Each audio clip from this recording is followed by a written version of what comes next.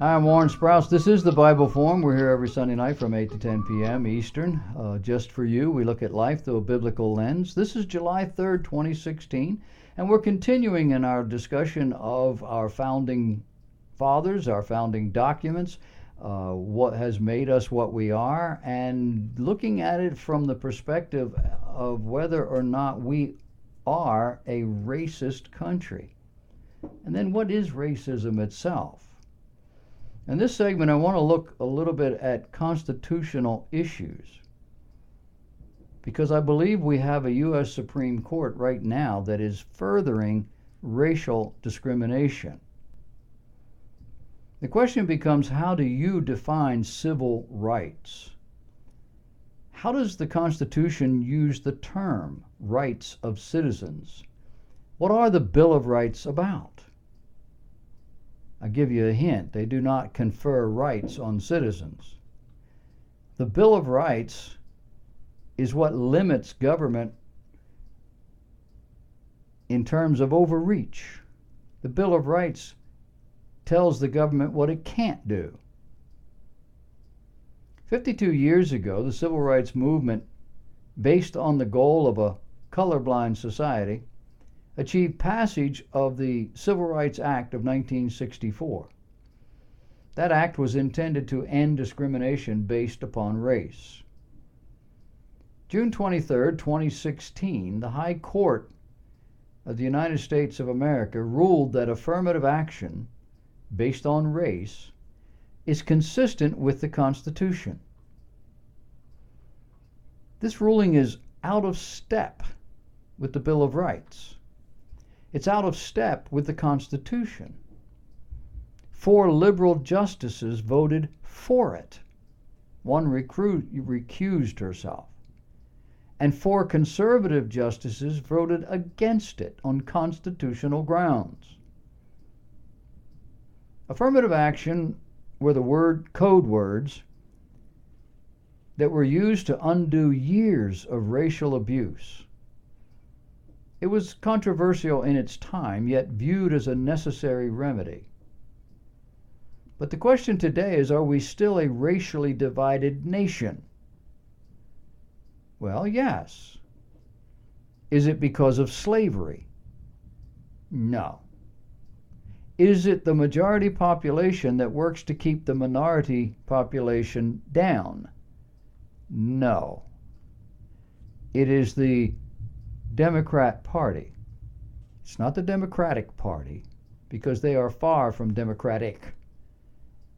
It is the liberal, progressive Democrat Party, which continues to coddle minority groups for personal gain.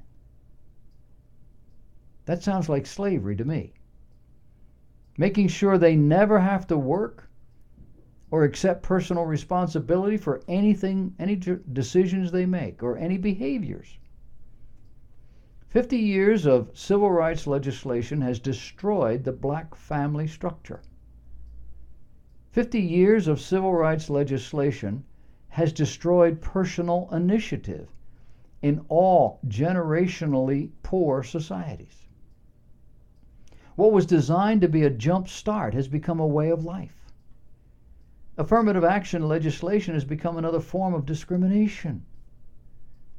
This affirmative action discrimination based on race has meant that any white American alive at the time of the passage of the Civil Rights Act of 1964, or born 18 or less years earlier, lived their entire adult life regarding education or employment opportunities under affirmative action, by which they were not judged on the content of their character, but on the color of their skin, no matter how guiltless of discrimination they may be personally. This discrimination based on race was precisely what the Civil Rights Movement's stated goal was to eliminate. Not just since the Civil Rights Movement in the 1960s, but since the time of the Abolition Movement. President William Henry Harrison stated in his inaugural address, March 4th, 1841. He said, "The danger to all well-established free governments arises from the unwillingness of the people to believe in the influence of designing men. This is the old trick of those who would usurp the government of their country. In the name of democracy, they speak, warning the people against the influence of wealth and the danger of aristocracy. The tendencies of all such governments in their decline is to monarchy, and like the false Christs whose coming was foretold by the Savior, seeks to, and were it possible would, impose upon the true and most faithful disciples of liberty. It is in periods like this that it behooves the people to be most watchful of those to whom they have entrusted power. President George Washington stated in his farewell address, September 19, 1796, in contemplating the causes which may disturb our Union, it occurs as matter of serious concern that any ground should have been furnished for characterizing parties. One of the expedients of a party is to acquire influence within particular districts. It serves to misrepresent the opinions and aims of other districts. You cannot shield yourself too much against the jealousies and heart burnings which spring from these misrepresentations. What does history tell us about government leaders? It tells us that the lover of money, who is described as having avarice or covetousness, has an excessive or insatiable desire for wealth or gain. The law of Moses admonished the children of Israel in Exodus chapter 18 to choose leaders, saying, "Thou shalt provide out of all the people able men, such as fear God, men of truth, hating covetousness." Plato, writing in 380 BC in his The Republic, said that government would transition from being ruled by lovers of virtue to being ruled by lovers of honor, the honor being bestowed, that is, to being ruled by lovers of money. Such is the nature of mankind. He went on to say, men think themselves virtuous, but man is by nature a lover of honor, the honor bestowed, claiming to be a ruler. Busybodies are honored and applauded. It takes no special talent. He observed that men who are the most passionate are set on getting fame, not on ruling. Not because that man is ruthless and overtly evil, but because of keeping company with arrogant and ambitious men. In his youth, he may have despised riches. As he gets older, he will be more attracted to them. The love of honor soon turns to the love of wealth. The conversion is almost instantaneous. If he cannot acquire the money he needs, he will spend other people's money. They will invent ways, illegal modes of expenditure to do so. As they grow richer, they will think less of virtue. In fact, over time, the virtuous will be despised and dishonored. In time, his passions will be restrained only by fear, usually of getting caught, not reason. A Frenchman by the name of Frédéric Bastiat, a classic liberal theorist, political economist, Freemason, member of the French National Assembly, wrote a classic book entitled simply The Law, 1850. He begins by saying, "We hold from God the gift which includes all others. This gift is life, physical, intellectual, and moral. But life cannot maintain itself alone. The Creator of life has entrusted us with the responsibility of preserving, developing, and perfecting it. In order that we may accomplish this, he has provided us with a collection of marvelous faculties. He has put us in the midst of a variety of natural resources. By the application of our faculties to these natural resources, we convert them into products and use them. This process is necessary in order that life may run its appointed course."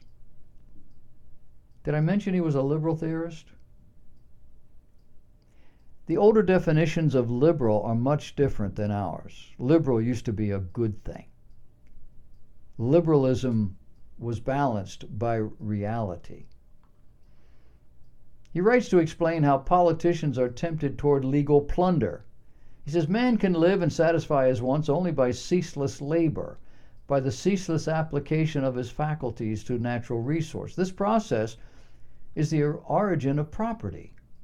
But it is also true that a man may live and satisfy his wants by seizing and consuming the products and labors of others. This process is the origin of plunder. Now, since man is naturally inclined to avoid pain, and since labor is pain itself, it follows that men will resort to plunder whenever plunder is easier. The old-timers understood human nature. They understood how systems worked. They understood how people operated and why. They weren't living under a rock someplace. We, on the other hand, in the 21st century, we have no clue. We do not understand that men and women are basically evil, selfish, prideful, that they will take if they have what they consider an opportunity. If they really believe they can't get caught at it, they'll probably do it. Government exists to protect us from that sort of thing. Today, government is that sort of thing. Do you see how far we've come? Where are we going?